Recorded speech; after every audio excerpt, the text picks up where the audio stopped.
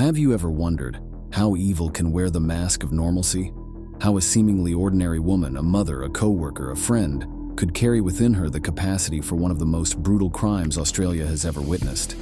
This is the story of Katherine Knight, a woman who not only killed her partner, but skinned him, cooked parts of his body, set the table for his children with name cards so they could unknowingly eat their own father.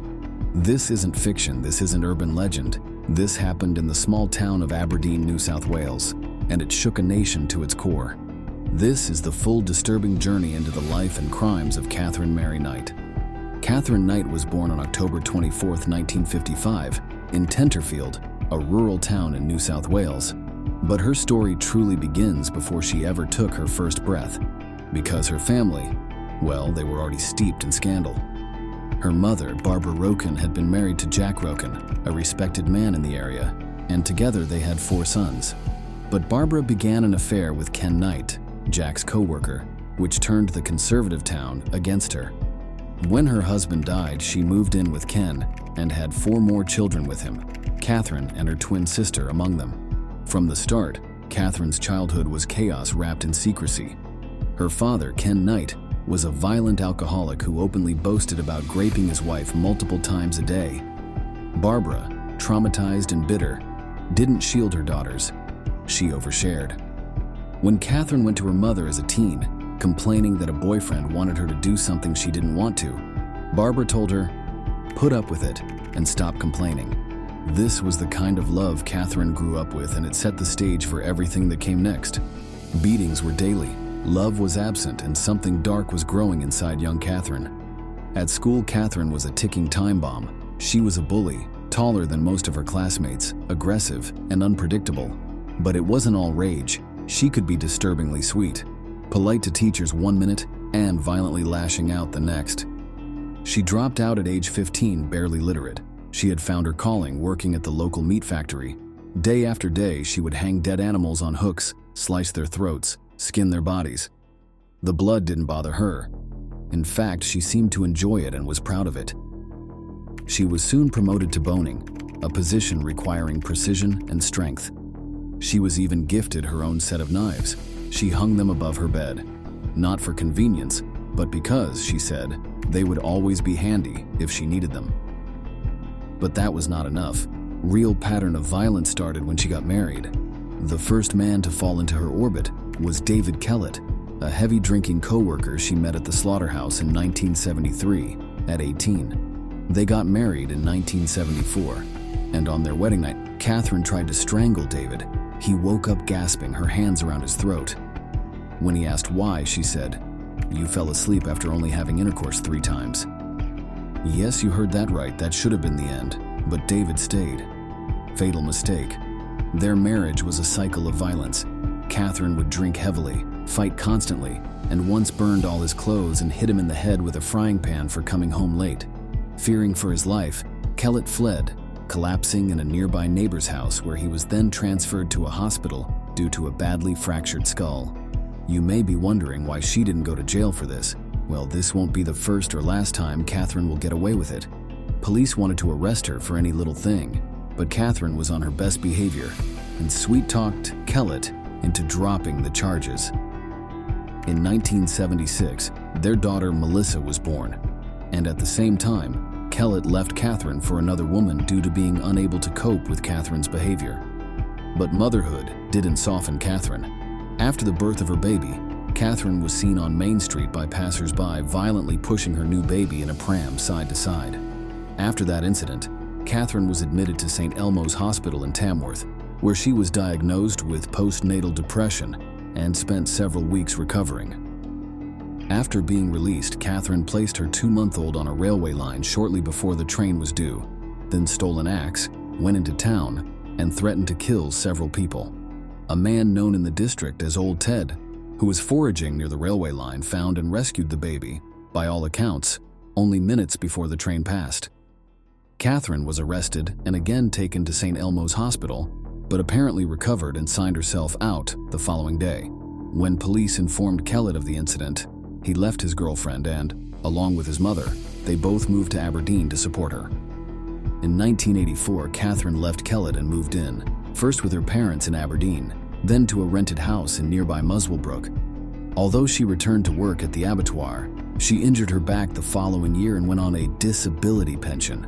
No longer needing to rent accommodation close to her work, the government gave her a housing commission house in Aberdeen. Katherine's second relationship was with David Saunders, who was a 38-year-old minor she met in 1986. They had 2 children together. The pattern repeated. Katherine would become jealous of what he did when she was not around and would often throw him out. He would move back to his apartment in Scone, and then she would invariably follow and beg him to return. In May 1987, she slit the throat of his 2-month-old dingo pup in front of him as an example of what would happen if he ever had an affair, before going on to knock him unconscious with a frying pan.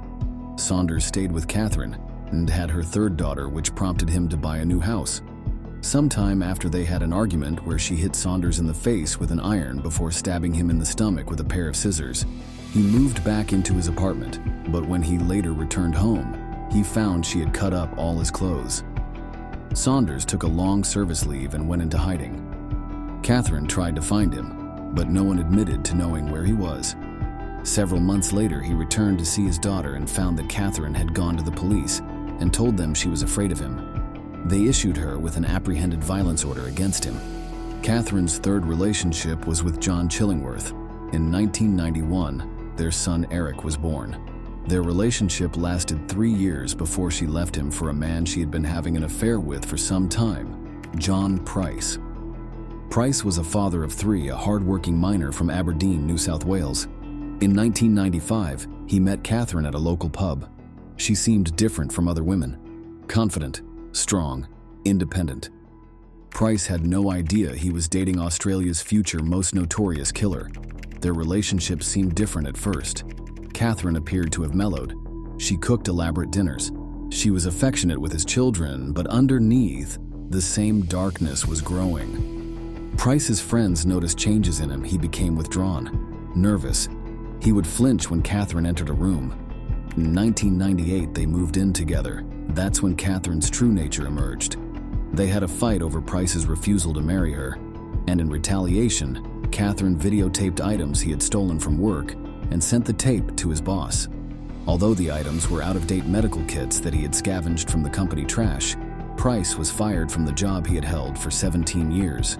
That same day, he kicked her out, and she returned to her own home while news of what she had done spread through the town. A few months later, Price restarted the relationship, although he now refused to allow her to move in with him. The fighting became even more frequent, and most of his friends would no longer have anything to do with him while they remained together. The final straw came in February 2000. Price had finally worked up the courage to end the relationship permanently after a series of assaults on him culminated with Katherine stabbing Price in the chest. He went to the police and filed a restraining order against Katherine to keep her away from both him and his children. He told a coworker that if he did not come to work the next day, it would be because Katherine had killed him. Those would prove to be prophetic words. After he finished his shift, he drove home to find that Katherine, although not there herself, had sent the children away for a sleepover at a friend's house. He then spent the evening with his neighbors before going to bed at 11 p.m. According to the evidence, Katherine later arrived at Price's house while he was sleeping and sat watching TV for a few minutes before having a shower. She then woke Price, and they had sex, after which he fell asleep. That's when Katherine snapped. She grabbed a butcher knife from the kitchen, one of her prized blades from the meat factory. Price awoke and tried to turn the light on before attempting to escape while Katherine chased him through the house. He managed to open the front door and got outside, but either stumbled back inside or was dragged back into the hallway, where he finally died after bleeding out. Later, Katherine went into Aberdeen and withdrew $1,000 from Price's ATM account. The autopsy would later reveal that Price was stabbed 37 times. The wounds covered his entire body. His hands were sliced to ribbons from trying to defend himself. But Katherine wasn't finished. After Price died, Katherine dragged his body to the bathroom. What she did next was so horrific that several police officers had to leave the crime scene. Using her meat factory skills, Katherine skinned John's body and hung it from a meat hook in the living room doorway, like a grotesque curtain. She positioned the body in a chair facing the front door so the children would see it when they came home from school. She removed large sections of flesh from his body after she decapitated him and cooked parts of his body, serving up the meat with baked potato, pumpkin, zucchini, cabbage, yellow squash, and gravy at the dinner table, along with notes beside each plate, each having the name of one of Price's children on it. She was preparing to serve his body parts to his children. Then she sat down to wait. On the other side, Price's co-workers became worried when he didn't show up for a shift. They called the police for a welfare check. At 8:15 a.m., 2 officers knocked on Price's door. What they found inside defied belief. The officers found Price's skinned body in the chair, the meat cooling on the dinner table, the skin hanging from the hook, blood covering every surface. And in the bedroom, they found Katherine. She had taken a massive overdose of pills and was unconscious on the bed. Katherine was rushed to the hospital and survived. When she woke up, she claimed to have no memory of the killing. She said she had been temporarily insane with rage. But the evidence told a different story. This wasn't a crime of passion. It was calculated, planned. The dinner table setting proved that Katherine intended for the children to eat their father's flesh. The trial began on October 15, 2001. Katherine pleaded not guilty by reason of mental illness. Her defense team argued she had been driven insane by years of abuse and trauma. But the prosecution painted a different picture. They showed Katherine was a calculated killer who had threatened violence for years. They presented evidence of her fascination with knives, her meat factory skills, her history of animal cruelty. On November 8, 2001, the jury deliberated for only 8 hours before returning their verdict: guilty of murder. Katherine Knight became the first woman in Australian legal history to receive life imprisonment without the possibility of parole. The prisoner is never to be released, the judge declared. This was an act of such barbarity that it defies comprehension. Katherine showed no emotion as the sentence was read. Katherine is currently serving her sentence at Silverwater Women's Prison in New South Wales. She's now 69 years old and has spent over 20 years behind bars. In 2006, Katherine launched an appeal claiming her sentence was too harsh. The appeal was rejected. In 2012, she tried again, but was rejected again. Evil doesn't always come with warning sirens. Sometimes it wears a smile, cooks you dinner, tells you it loves you. Sometimes it's the woman next door, the mother of 4, the quiet co-worker at the factory. Katherine Knight was all of those things, but behind the facade was a darkness so brutal, so methodically cruel, that it shocked even the most hardened detectives. This wasn't a sudden snap. This was decades in the making. Decades of unchecked rage, ignored warning signs, and a system that failed to intervene when it mattered most. Her escalating violence was not hidden. It was visible, loud, documented, and yet she was allowed to continue. But while Katherine Knight will never walk free again, her story serves as more than just a chilling tale. It's a lesson, a warning, that monsters don't always hide under beds. Sometimes they share your bed, and sometimes, no matter how normal they look, evil is just one rage-filled moment away from showing its true face. This has been the story of Katherine Mary Knight, Australia's most monstrous murderer, a butcher of flesh, a destroyer of trust, a name that will live in infamy. Drop your thoughts in the comments, and if you want more stories like this, the ones that haunt you and make you think, make sure to like, subscribe, and hit the notification bell. This is Forensic Footprints. Thanks for watching, and I'll see you in the next one.